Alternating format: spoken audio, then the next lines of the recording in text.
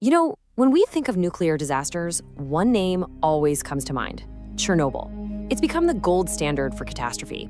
But what if I told you there was another one? A disaster that was, in some ways, even worse and was kept secret for decades, and that it started long before Chernobyl ever happened, with a legacy that is, believe it or not, still growing today. Exactly. Today, we're talking about the Mayak nuclear complex. This is the story of the deadliest factory you've probably never heard of. And it all kicks off with this absolutely bone-chilling order from Joseph Stalin himself, right at the start of the Cold War. The Soviets were scrambling, desperately trying to build an atomic bomb to catch up with the United States. Wow. I mean, that quote says everything, doesn't it? Don't worry about safety. That's not just a suggestion, that's a direct command to invite a disaster. It's like they were writing the first chapter of a horror story. So to follow that order, they didn't just build a factory. Oh no, they built an entire city. A secret city hidden away deep in the Ural Mountains. Its name was Chelyabinsk 40. A city that was literally wiped off the maps. A complete ghost town, created for one reason and one reason only. Right. And in the middle of this secret city was the Mayak nuclear complex. This place was the beating heart of the entire Soviet nuclear weapons program. You can only imagine the pressure on the people working there. And that phrase, "at any cost," they were about to find out exactly what that meant. It wasn't just a figure of speech. Okay, so you're making plutonium on an industrial scale. This creates an enormous problem. What on earth do you do with all the deadly, high-level radioactive waste that's left over? Right, it has to go somewhere. So the engineers at Mayak came up with a solution. And honestly, it's just horrifyingly simple. They just dumped it. All of it. We're talking 76 million cubic meters of completely untreated, incredibly radioactive waste poured straight into the local river, the Teka River.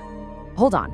This wasn't some kind of accidental leak or a containment failure. This was their official approved plan. And they kept doing this for 40 years? That's just... I can't even wrap my head around that. That's not a temporary measure. That's a deliberate, sustained decision to poison an entire ecosystem. A conscious choice made every single day to contaminate the water, the land, and, as we're about to see, the people who relied on that river to live. And that's the absolute tragedy here.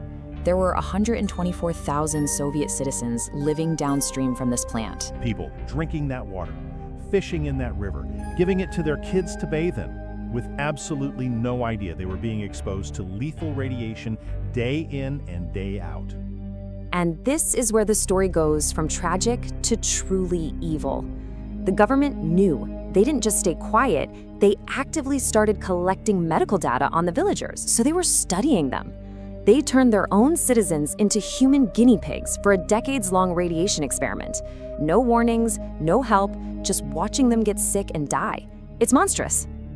You would think that deliberately poisoning a river for 40 years would be the worst of it. But at Mayak, that was just the warm-up act. Wait, it gets worse? How?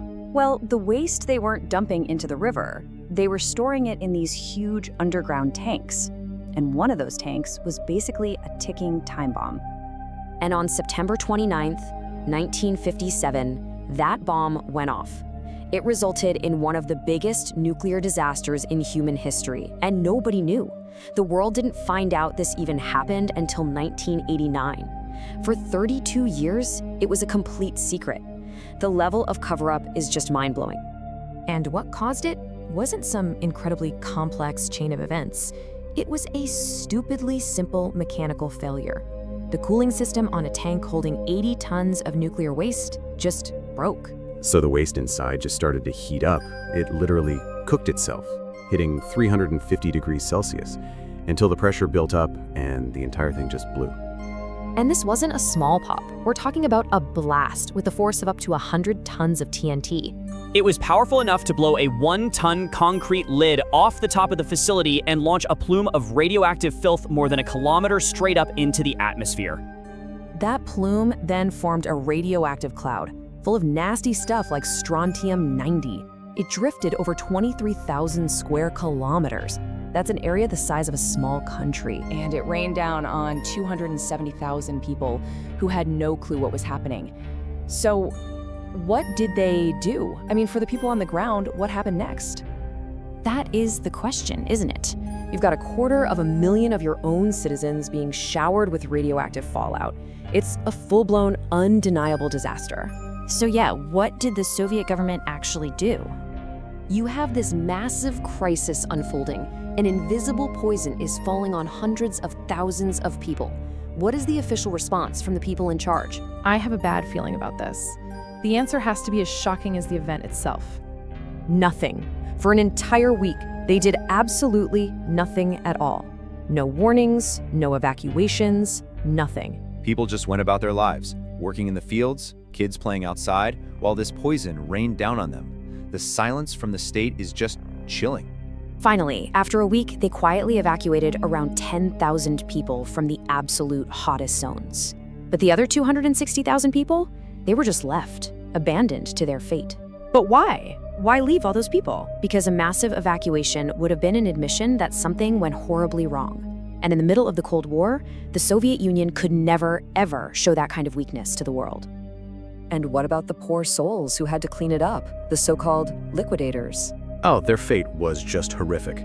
They were sent in with minimal protection, paid a little extra money they called radiation bonuses. It was basically hazard pay for a suicide mission. They suffered from terrible cancers and organ failure, dying in their 40s and 50s, and of course, they were forced to sign non-disclosure agreements. They were silenced. So you have a poisoned river, a massive explosion, a cover-up on an epic scale, but Mayak still had one more secret up its sleeve. And something tells me this is the worst one yet. Yeah, this was a place that would earn the title of the most radioactive spot on the entire planet. It was a small nearby body of water called Lake Karachay. For years, Mayak just used it as its personal toilet for the most toxic liquid waste imaginable. They poured so much radioactive material into it that by the 1990s, just standing on the shore would expose you to 600 Roentgens of radiation per hour. Let me put that in perspective for you. About 500 Roentgens total is enough to kill you. So standing next to this lake for a single hour was a guaranteed painful death sentence. And here it is, the part that I just cannot get over. After all this death, all this destruction, after knowingly poisoning its own land and people for generations, Mayak is still open. Wait, seriously? It's an active, functioning nuclear facility right now in 2024. That is insane.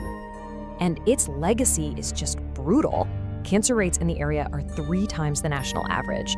There are horrifying rates of birth defects. For more than 75 years, that facility has just been pumping out poison. And because of the cover-up, because records were destroyed and people were silenced, we'll probably never know the true human cost. Whether it's thousands dead or tens of thousands, it's still a state secret. The story of Mayak is just this terrifying lesson in what happens when a government values secrecy and power more than the lives of its own citizens. And it really makes you wonder, doesn't it?